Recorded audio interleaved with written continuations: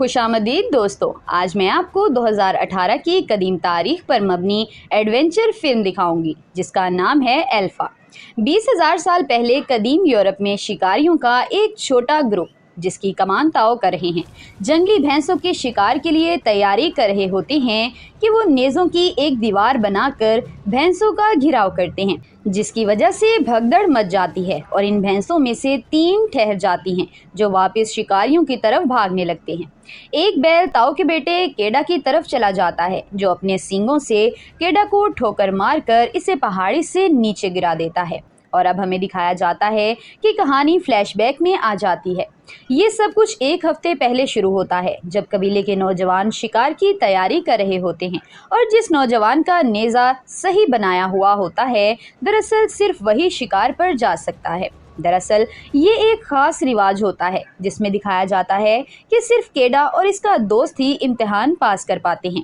अगले सीन में दिखाया जाता है कि केडा की माँ इसे शिकार पर भेजना नहीं चाहती। केडा ताऊ और अपनी माँ की बातें सुन रहा होता है। उसकी माँ कहती है, मुझे नहीं लगता कि केडा अभी शिकार के लिए तैयार है, क्योंकि वो अपने नेज़े से नहीं बल्कि अपने दिल से रहनुमाई हासिल करता है। लेकिन ताऊ कहता है कि केडा को अपना किरदार अदा करना चाहिए और खुद को साबित करना चाहिए। अगली सुबह तमाम शिकारी अपने प्यारों को अलविदा कहकर रवाना हो जाते हैं, जिनमें केडा भी शामिल होता है। शिकारी अपने आबाओ अजदाद के छोड़े रास्तों पर चलते हुए पूरे मुल्क का सफर शुरू करते हैं, जिन्होंने चट्टान की मुजस्समों का एक सिलसिला बनाया है जो उनके लिए निशानी का काम करता है और उन्हीं निशानियों के जरिए ही वो शिकार के मैदान तक पहुंच पाएंगे। रास्ते में वो एक और शिकारी गिरोह से मिलते हैं जो ताऊ का एक पुराना दोस्त है जो हाल ही में अपना बेटा खो चुका होता है। अब ये सब एक साथ सफर करने लगते हैं। केडा खुद को साबित करने की कोशिश करता है और वो एक सुअर पकड़ने लगता है लेकिन नाकाम रहता है, जिससे वो काफी मायूस हो जाता है।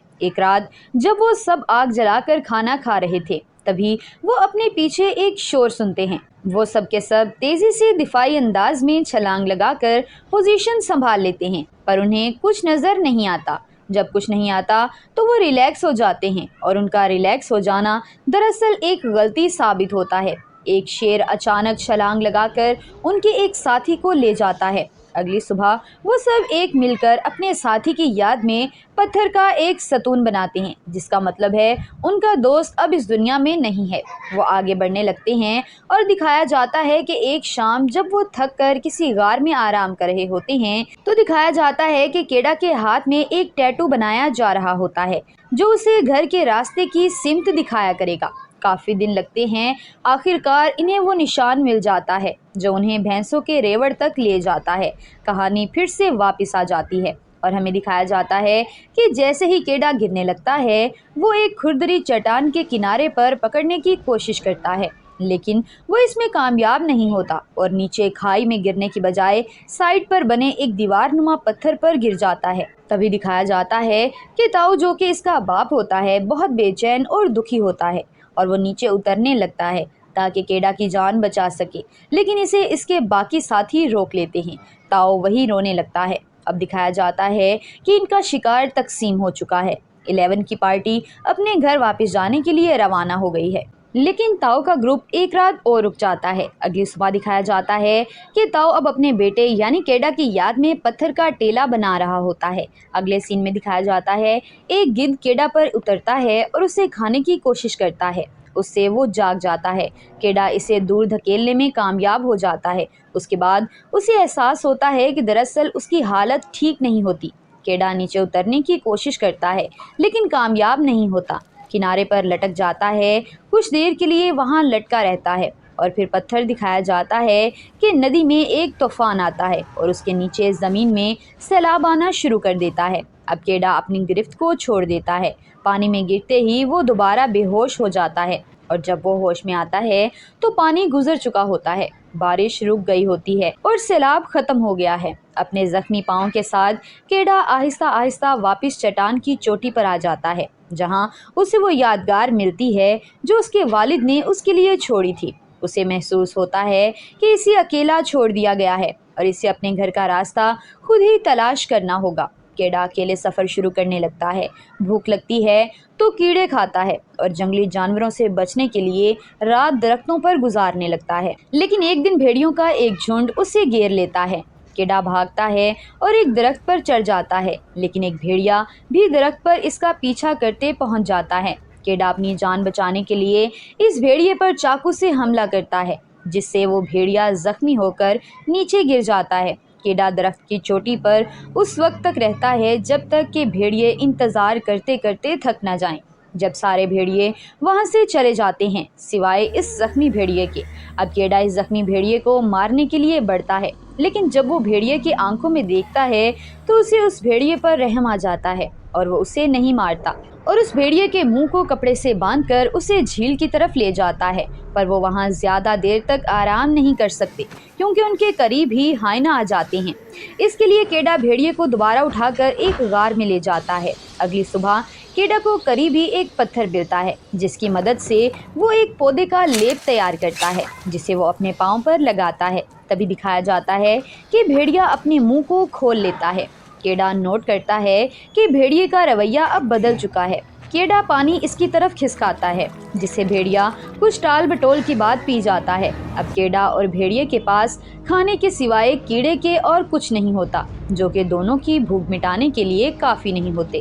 اب انہیں شکار کرنا ہوگا اور تبھی دکھایا جاتا ہے کہ کیڑا ایک خرگوش کا شکار کرتا ہے۔ چلو کھانے کا انتظام تو ہو گیا، اب سردیاں شروع ہونے والی ہوتی ہیں، لیکن برف گرنے سے پہلے ہی کیڑا کو گھر جانا ہوگا ورنہ اس کی جان جا سکتی ہے۔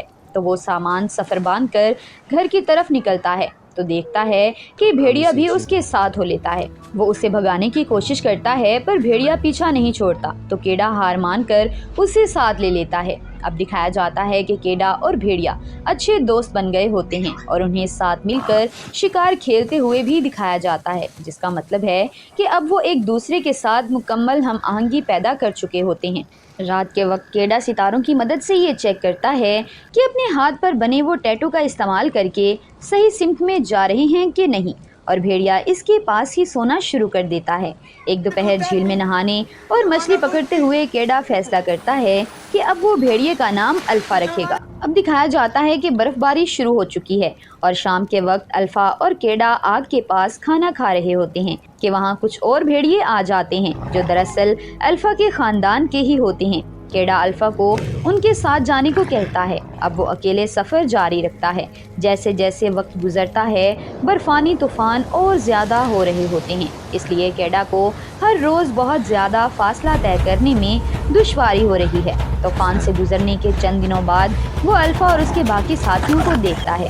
جب وہ ان کی طرف دوڑتا ہے تو اس کے پاؤں کے نیچے برف ٹوٹ جاتی ہے اور وہ جمے ہوئے پانی میں گر جاتا ہے۔ کیڑا اپنی چھڑی سے برف کو توڑتا ہے اور الفا اس کو گھسیٹ کر باہر لے جاتا ہے۔ وہ دونوں دوبارہ ایک ساتھ سفر کرنے لگتے ہیں اور اب کیڑا الفا کو گلے لگا کر سوتا ہے تاکہ اپنے جمے ہوئے جسم میں کچھ گرمی حاصل کر سکے۔ کچھ اور میل آگے بڑھنے کے بعد انہیں پتھروں کی ایک نشانی ملتی ہے جس کے پیچھے وہ ایک جھونپڑی تک جاتے ہیں، لیکن افسوس کی بات یہ ہے کہ جھونپڑی کے مالک کی موت جمنے کی وجہ سے ہو گئی ہے۔ جھونپڑی میں کھانے کو کچھ بھی نہیں ہوتا۔ کیڑا کو ایک کمان ملتا ہے، وہ اسے اٹھا لیتا ہے اور بھوک اور سردی سے ان کی حالت اب بہت زیادہ خراب ہو چکی ہوتی ہے۔ اب دکھایا جاتا ہے کہ ان کے آگے ایک بہت ہی خطرناک طوفان ہے، اس لیے وہ اس وقت تک بھاگتے ہیں جب تک انہیں چھپنے کے لیے کوئی غار نہیں مل جاتی۔ بدقسمتی سے یہ غار خالی نہیں، وہاں ایک شیر ہے جو ان پر حملہ کرتا ہے۔ الفا اس کا مقابلہ کرتا ہے جبکہ کیڑا اپنی کمان سے اس پر تیر چلاتا ہے جس سے وہ الفا کی جان بچانے میں کامیاب ہو جاتا ہے، لیکن الفا اب کافی زخمی ہو چکا ہوتا ہے۔ اب دکھایا جاتا ہے کہ وہ برفانی طوفان کے بیچ میں بہت آہستہ سفر کر رہے ہوتے ہیں۔ انہیں وہ مجسمہ ملتا ہے جو گھر کے راستے کی نشاندہی کرتا ہے، اس لیے کیڑا جانتا ہے کہ اب وہ بہت قریب ہے۔ جب ایک رات ان کے اوپر شمالی روشنیاں نمودار ہوتی ہیں، یہ اس بات کی علامت ہے کہ اس کے آباء و اجداد ان کی رہنمائی کر رہے ہیں، لیکن الفا سفر جاری رکھنے کے لیے اب بہت کمزور ہو چکا ہوتا ہے اور ایک دن وہ بالآخر گر جاتا ہے، لیکن کیڑا اپنے دوست کو پیچھے نہیں چھوڑنا چاہتا۔ केडा अल्फा को अपनी बाहों में उठाकर चलना शुरू कर देता है, इस हकीकत को नज़रअंदाज करते हुए कि वो भी अब बहुत कमज़ोर है। हालात इतने सख्त होते हैं कि केडा भी आखिरकार गिर जाता है, लेकिन फिर इसे एक याद से हौसला मिलता है। ये वो गुफ्तगू होती है जो शिकार पर जाने से पहले उसके माँ और बाप के बीच हो रही होती है, जो उसने छुप कर सुनी थी, जिसमें उसका बाप उसकी माँ को कहता है कि केडा मुझसे भी ज़्यादा मजबूत है। अपने वालिद के इस पर यकीन पर केडा एक बार फिर उठकर अल्फा को उठाता है और चलने लगता है। अगले सीन में दिखाया जाता है कि बर्फीले तूफान से केडा अल्फा को उठाए हुए निकलता है, जिसे देखकर कबीले वाले हैरत से हैरान रह जाते हैं। दरअसल इनका ये यकीन करना मुश्किल होता है कि केडा जिंदा वापस आ गया और एक भेड़िया जो कि इंसानों के दुश्मन समझे जाते हैं उसका दोस्त होता है। कोई भी यकीन नहीं कर सकता कि वो क्या देख रहे हैं और ताओ रोकर अपने बेटे केडा को कहता है कि उसे इस पर फख्र है। अब दिखाया जाता है कि ताओ और केडा को अंदर खेमे में ले जाया गया है और शिमन जो कि एक बूढ़ी औरत है, अल्फा का जायजा लेने के बाद समझती है दरअसल अल्फा प्रेग्नेंट है। अब दिखाया जाता है कि अल्फा ने बच्चे जन्म दिए होते हैं जिनका पूरा कबीला खैर मकदम करता है। कहानी के आखिर में अब हमें दिखाया जाता है कि सालों बाद अल्फा के तमाम बच्चे अब जवान हो चुके होते हैं और कबीले वालों के साथ ही शिकार पर निकल चुके होते हैं। दोस्तों, ये मूवी मेरी फेवरेट मूवीज में से एक है और हमारे चैनल का सबसे पहला रिव्यू है। आपको मूवी कैसी लगी कमेंट करके बताएं और साथ में ये भी कि अगली फिल्म कौन सी हो जिसका रिव्यू किया जाए। तब तक के लिए अपना ख्याल रखिएगा। अल्लाह हाफिज।